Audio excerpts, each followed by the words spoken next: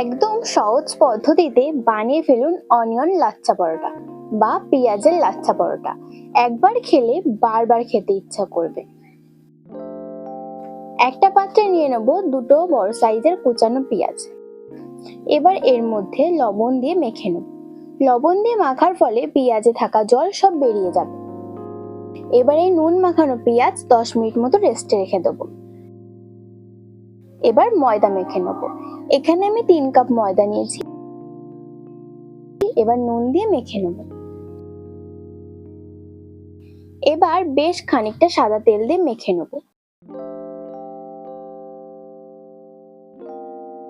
ময়দা এরকম মুঠো করে দেখবে, যদি দেখো ময়দা বালির মতো ভেঙে যাচ্ছে তাহলে ভাববে ময়াম একদম পারফেক্ট হয়েছে। এবার জল দিয়ে মেখে একটা নরম ডো তৈরি করে নেব।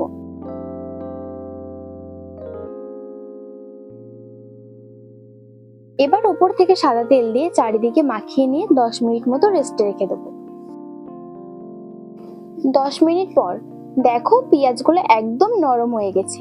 এবার পেঁয়াজগুলো এরকম ভাবে মুঠো করে চেপে জল বের করে নেব।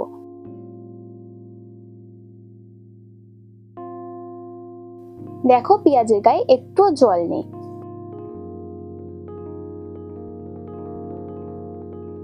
এবার এর মধ্যে দিয়ে দেবো সামান্য জিরে গুঁড়ো, সামান্য লঙ্কার গুঁড়ো, ধনে গুঁড়ো, গোলমরিচের গুঁড়ো আর লঙ্কা কুচি সব একসাথে ভালোভাবে মাখিয়ে নেব।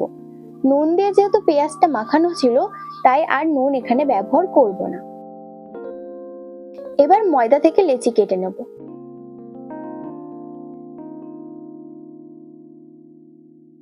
ময়দা দিয়ে বেলে নেব।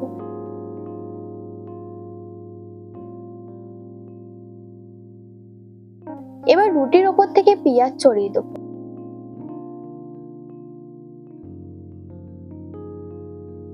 এবার ছুরির সাহায্যে লম্বা লম্বা করে কেটে নেব।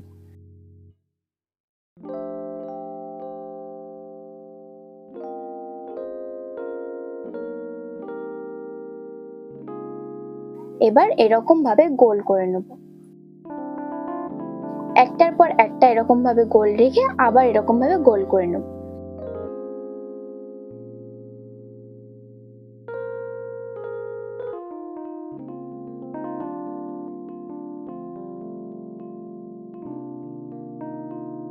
এবার ময়দা ছড়িয়ে আলতো হাতে বেলে নেব।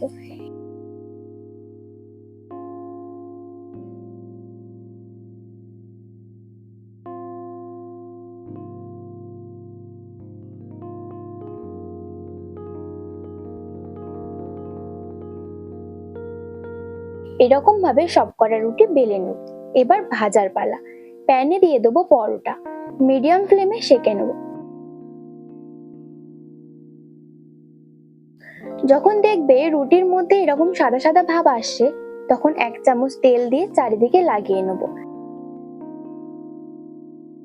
ঠিক অপর সাইডেও এরকম ভাবে লাগিয়ে নেব। যখন দেখবে পরোটার মধ্যে এরকম ব্রাউন কালার হয়ে আসছে তখন নামিয়ে নেব। এরকম ভাবে সবকটা পরোটা বানিয়ে নেব। দেখো পরোটাগুলো কত সুন্দর হয়েছে। আমার প্রিয় বন্ধুরা, অনিয়ন লাচ্ছা পরোটার রেসিপিটা কেমন লেগেছে সেটা অবশ্যই কমেন্ট করে জানাবেন। ভিডিওটি ভালো লেগে থাকলে আমার চ্যানেলটি সাবস্ক্রাইব করে ভিডিওটি লাইক করে দেবেন।